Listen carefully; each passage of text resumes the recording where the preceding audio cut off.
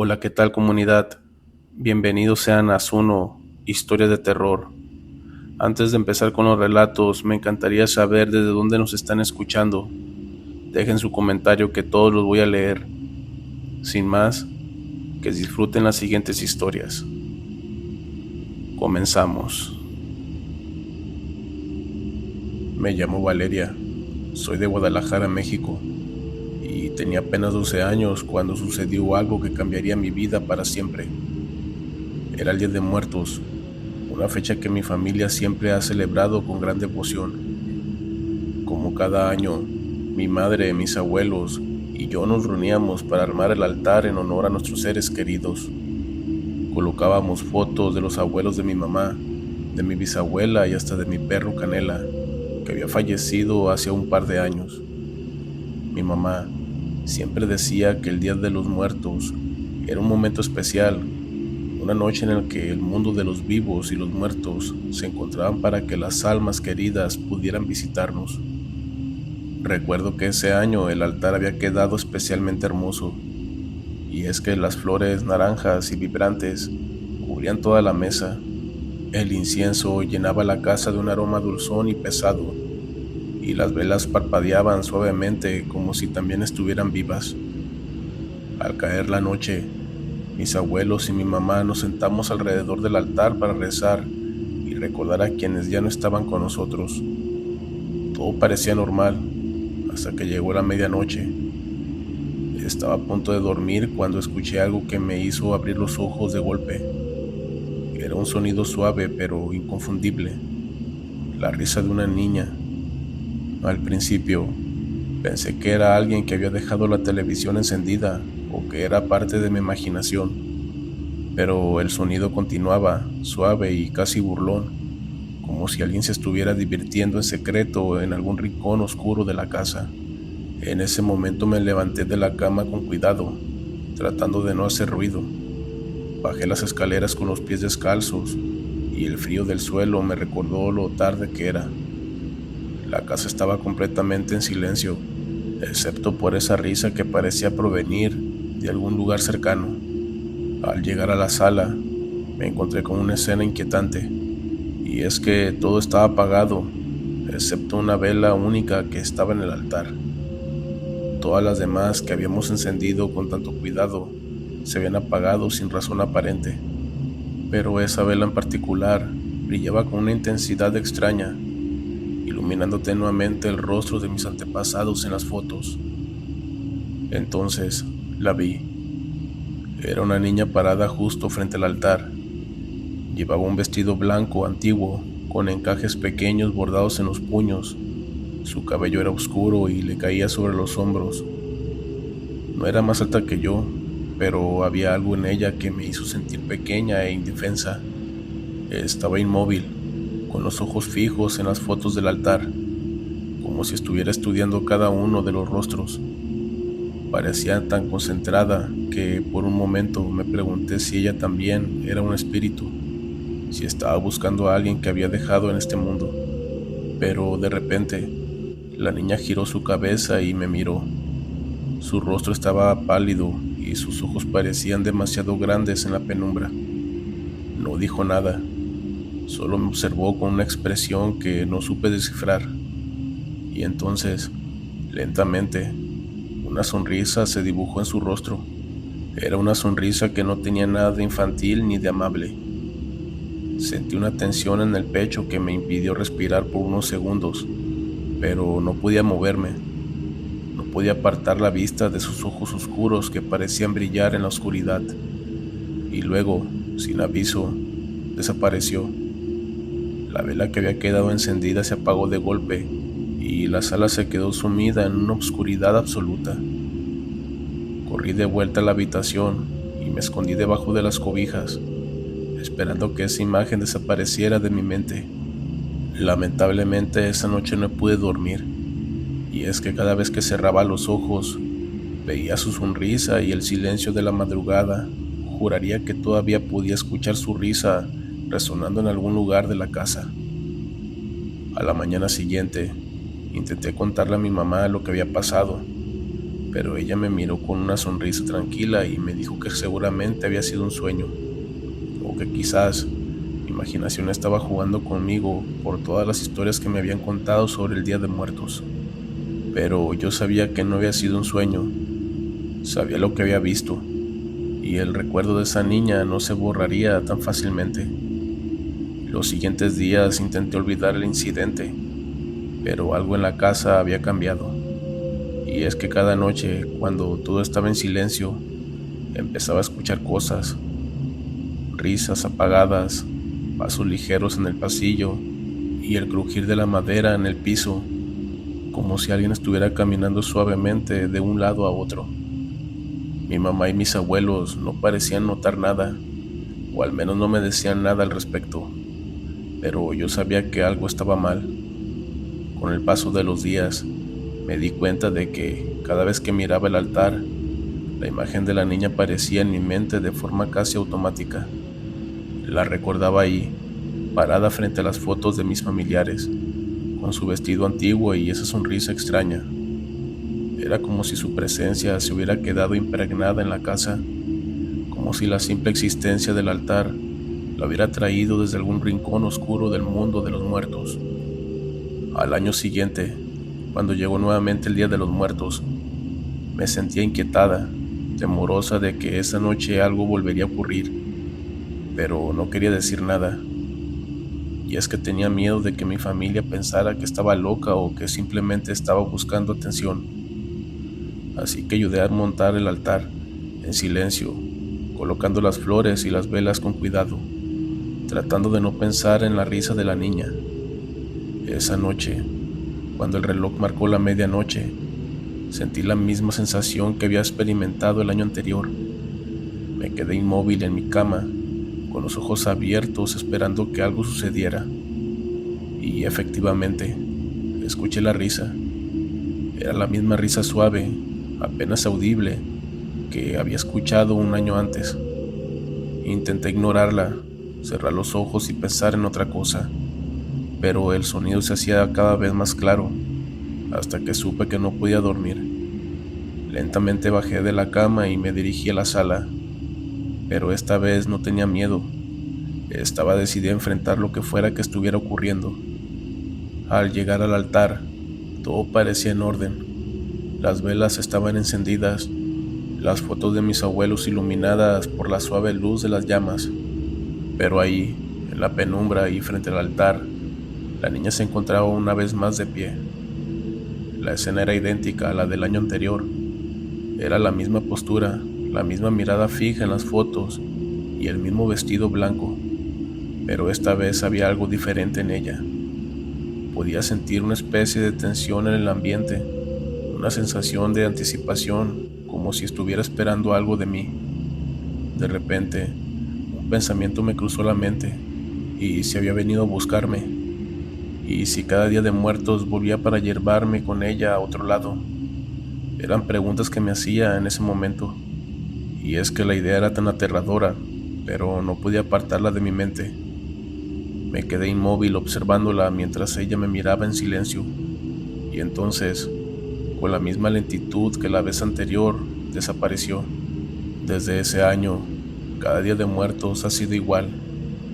La niña se aparece frente al altar, me mira y luego desaparece, dejando solo un eco de su presencia en el aire. Intenté contarle a mi familia e intenté explicarles que algo estaba mal, pero nadie me creyó.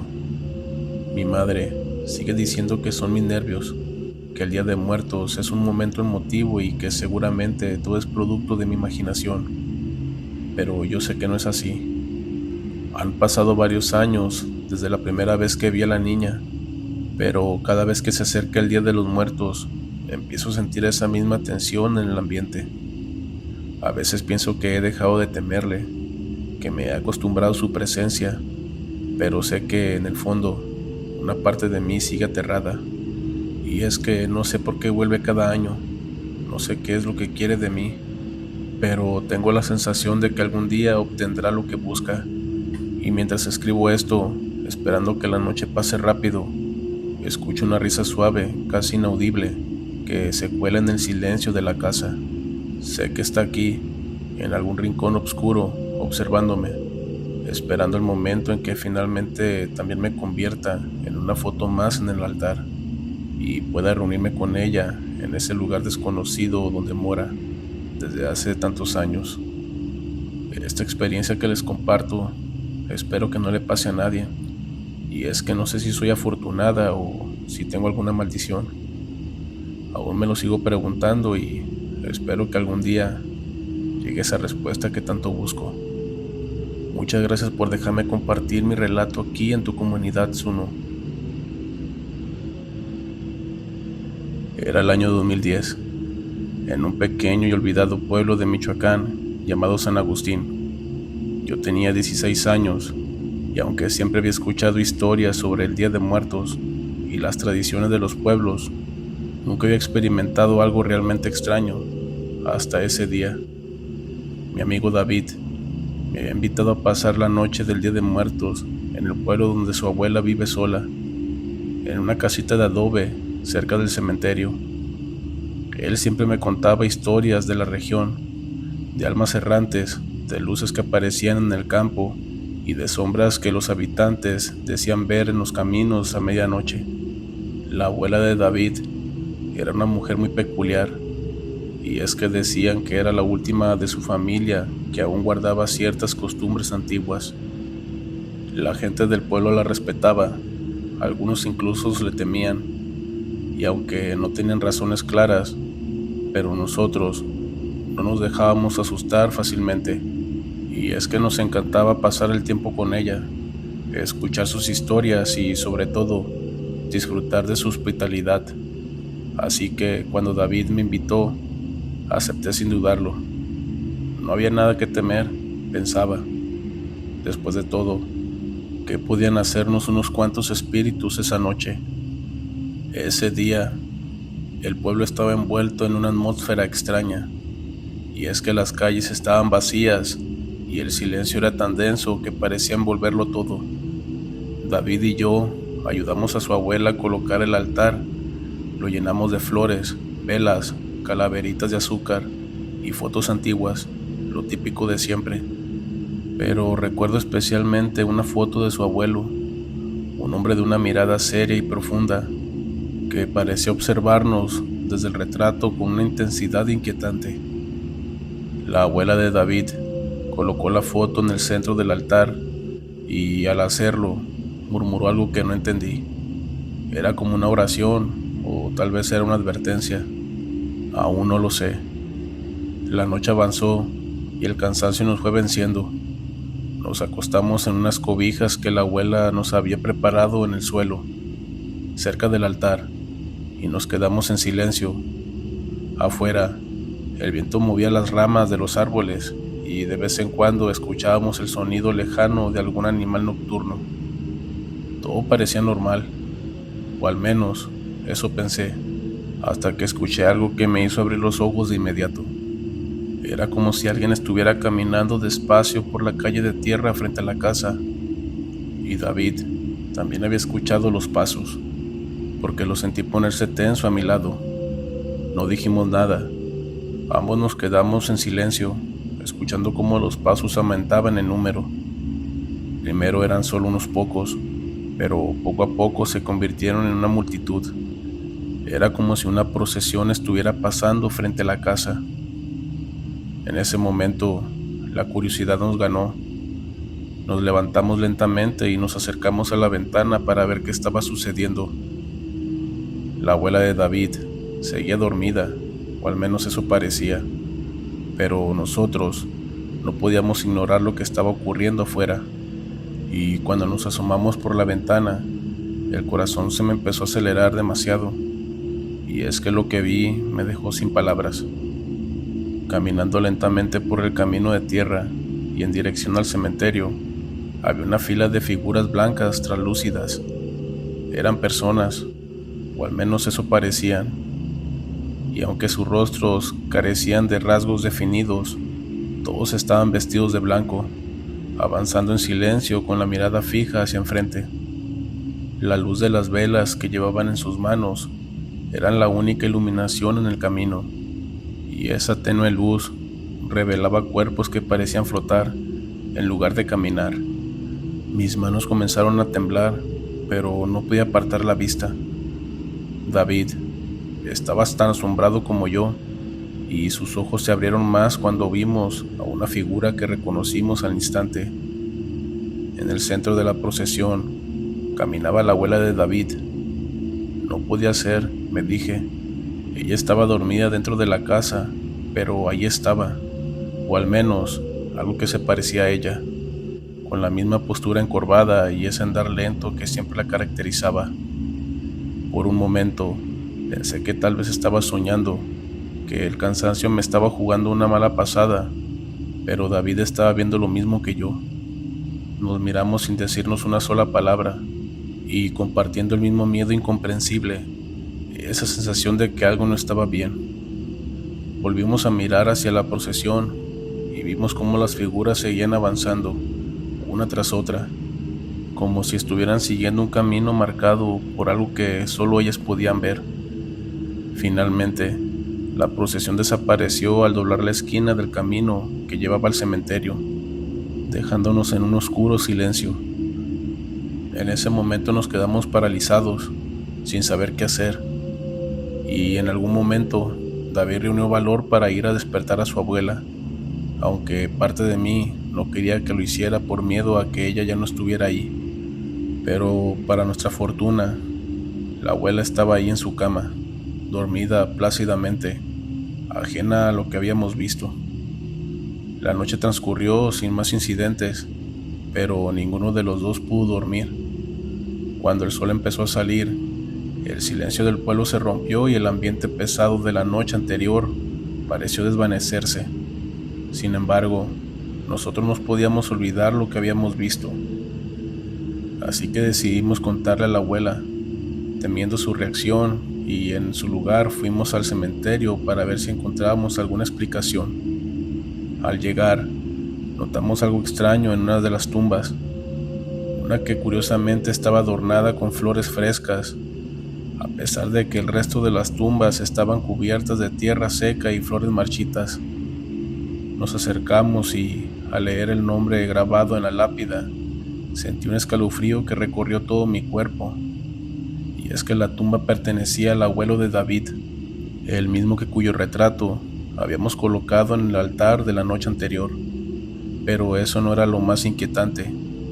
En la tierra de la tumba, claramente visibles, había huellas que parecían recientes, como si alguien hubiera estado caminando allí. En ese momento miré a David y vi en sus ojos el mismo terror que sentía yo, y sin decir nada, ambos entendimos que la procesión de la noche anterior no había sido una alucinación, y es que habíamos presenciado algo que no debería de haber sucedido, una marcha de almas que, de alguna manera, nos había mostrado a su abuela como parte de ella, como si estuviera destinada a unirse a esa procesión algún día. En los días siguientes, traté de olvidar lo que había ocurrido, pero era imposible. Y es que cada vez que cerraba los ojos, veía esas figuras blancas avanzando en silencio, y en el recuerdo de la abuela, de David, entre ellas, no me dejaba en paz. David intentó hablar con su abuela sobre lo que habíamos visto, pero ella se limitó a sonreír y le dijo que había cosas en este mundo que era mejor no comprenderlas del todo. Pasaron los años y cada día de muertos me recordaba aquella procesión. Cada vez que visitaba el pueblo sentía una especie de temor inexplicable, como si esas almas todavía estuvieran vagando cerca, esperando el momento adecuado para reaparecer. Nunca volví a ver algo similar, pero el recuerdo de aquella noche quedó grabado en mi mente para siempre. Y finalmente, hace 2 años, recibí una llamada de David. Su voz sonaba tensa y supe al instante que algo malo había sucedido. Me informó que su abuela había fallecido la noche anterior. La encontraron en su cama, con una expresión de paz en el rostro, como si hubiera aceptado su destino con tranquilidad. Lo extraño fue que, según David, esa misma noche algunos de los vecinos habían reportado ver una extraña procesión cerca del cementerio, y decían que parecía una fila de personas vestidas de blanco, avanzando en silencio hacia las tumbas, guiadas por una anciana de cabello canoso. Después de recibir esa llamada, no pude evitar pensar en lo que habíamos presenciado años atrás, y es que tal vez la abuela de David siempre supo que algún día se uniría a esa procesión, y que el Día de Muertos no era solo una celebración para honrar a los muertos, sino una puerta que se abriría entre los mundos, permitiendo que las almas encontraran su camino. Desde entonces, no he regresado a San Agustín, y es que cada vez que llega el Día de Muertos, me quedo en casa, evitando cualquier invitación a visitar cementerios o participar en celebraciones. No sé si lo que vi aquella noche fue real o algún tipo de alucinación, pero una parte de mí no quiere averiguarlo, porque ahora sé que hay algo en esa fecha, algo antiguo y oscuro que no pertenece a nuestro mundo, y si alguna vez volviera a ver esa procesión de almas avanzando en la noche, temo que esta vez no podrías resistir la tentación de unirme a ellas y seguir el camino que llevan. Al final, creo que todos estamos destinados a caminar en esa procesión, tarde o temprano. Tal vez no ahora, tal vez no en este Día de Muertos, pero algún día, y cuando ese momento llegue, sé que las almas de San Agustín estarán ahí, esperando, avanzando en silencio, para acompañarme en este último viaje. Muchas gracias por dejarme compartir mi historia y mi experiencia con ustedes. Les mando un fuerte saludo. Muchas gracias. Hola Zuno, mi nombre es Osvaldo. Lo que estoy por platicarte es un desahogo, algo que he cargado por años. Y voy a tratar de ir de lo más importante y sin tantos rodeos. Verás, cuando tenía 52 años, vi a mi esposa sufrir demasiado a causa de un tumor que le detectaron en el cerebro. Nunca fuimos personas que pudieran recibir atención cara, así que cada día era una pequeña agonía para ella. Yo me dedicaba a chambear como mecánico a un costado de la vecindad, en donde los dos vivíamos. Tenía un pequeño taller, no muy visitado a decir verdad. Por esta razón, a cada cliente que recibía me esmeraba por entregarles los mejores resultados. Pero, desde que mi Marta se enfermó, mi rutina diaria era trabajar hasta altas horas de la noche, para luego entrar a casa y acompañar en su sufrimiento. Una noche en que las calles ardían en calor, aún con la luna y su cielo oscuro, me quedé todavía más tarde de lo acostumbrado en el taller. Ya era bien tarde y la vecindad estaba callada. Yo estaba agotado, peleando con una pinza necia que no quería salir. Además, la preocupación me devoraba vivo, pues mi esposa había estado vomitando toda la tarde, con fiebre y dolor de cabeza. Estaba muy metido en mis pensamientos hasta que, de la nada, se me erizó la piel. Y justo en ese instante vi una sombra acercándose desde la entrada. Se trataba de un hombre alto. Usaba un sombrero que le cubría la mayor parte del rostro. Así que, un tanto temoroso, le dije que ya era tarde para hacer encargos. Pero alcancé a distinguir en él una sonrisa casi burlona. Jamás olvidaré la forma en que me respondió. Este se acercó y murmuró: "Los mejores tratos se hacen de noche, compadre". Yo bajé la mirada aterrado. No sé por qué, pero me sentí incómodo. De pronto, el hombre puso sobre mi mesa una bolsa de cuero. A esta le salían unas cruces doradas, y antes de que le preguntara la razón de su visita, este empezó a decir cosas sobre la salud de mi esposa. Por alguna razón, estaba al tanto de ello. Entonces, supe que aquel hombre o ser no estaba en mi taller por casualidad. En ese momento pensé en correrlo cuanto antes, pero mi alma se llenó de tristeza y también interés, pues desde que metió a mi esposa, luego de mencionar todo lo que sabía que me angustiaba, se dio la vuelta y caminó hacia la salida. Y cuando creí que abandonaría el taller, este sacó de su abrigo algo que me puso la piel de helada. Era un corazón. Tenía las venas marcadas y goteaba algo oscuro. Lo aventó al suelo de mi taller. Sentí cómo me temblaban las piernas, sintiéndome en medio de una pesadilla. El sujeto me dejó bien claro lo que tenía que hacer. Ahí estaban las 10 cruces de oro dentro de la bolsa. Me dijo que tenía que clavar 10 en ese corazón, una por una. Y cada vez que lo hiciera, mi esposa mejoraría. Pero alguien de la vecindad pagaría el precio. Todo debía hacerse en menos de 2 meses, ni un día más, ni un día menos. Eso me lo dejó bien claro. Y si no lo cumplía, mi esposo iba a morir entre dolores que ni imaginaba. Y yo, peor aún, iba a terminar pegado por siempre, arrastrado al infierno y sin descanso. En ese momento, el miedo se me revolvió con la culpa y la desesperación. Todo era tan fácil y tan horrible al mismo tiempo. Ahí estaba yo, con las manos temblorosas, viendo el corazón seco en el suelo y las cruces de oro en la bolsa, sabiendo que cada una era una condena para alguien, pero también una esperanza a la mujer que más quería en el mundo.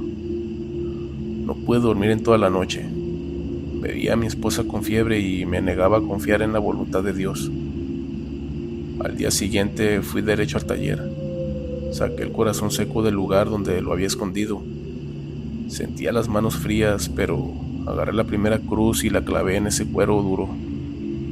No pasó nada, ni un ruido ni una señal.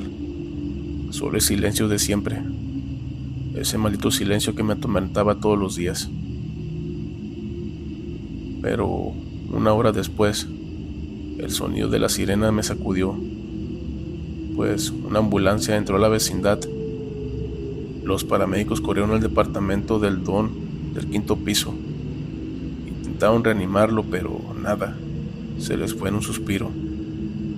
Nadie entendía bien qué había pasado. Todos decían que fue un infarto. Yo subí rápido a ver a mi esposa y, para mi sorpresa, la encontré dormida y tranquila, con la fiebre bajando como por arte de magia. Me quedé un rato allí. No sabía si lo que estaba pasando era real o una coincidencia, pues en el fondo algo me decía que el trato ya había empezado. Pasó una semana y la tentación pudo más que el miedo. Volví a sacar una cruz y la clavé en el corazón sin pensarlo tanto. No tardó en llegar la noticia. 2 hombres de la vecindad, primos y albañiles, murieron junto a la obra donde trabajaban, por lo que toda la vecindad se puso triste. Hasta hubo rezos y veladoras en la entrada. Y en ese momento pensé en echarme para atrás, pero solo podía repetir lo mismo en la cabeza: si no son ellos, seremos nosotros. Y así me fui acostumbrando a vivir con ese miedo. Con el paso de las semanas, el remordimiento no se iba, pero la necesidad me ganó otra vez. Al mes, ya había clavado 2 cruces más. Esta vez las que pagaron fueron 2 vecinas, cada una en diferentes días y por causas bien distintas.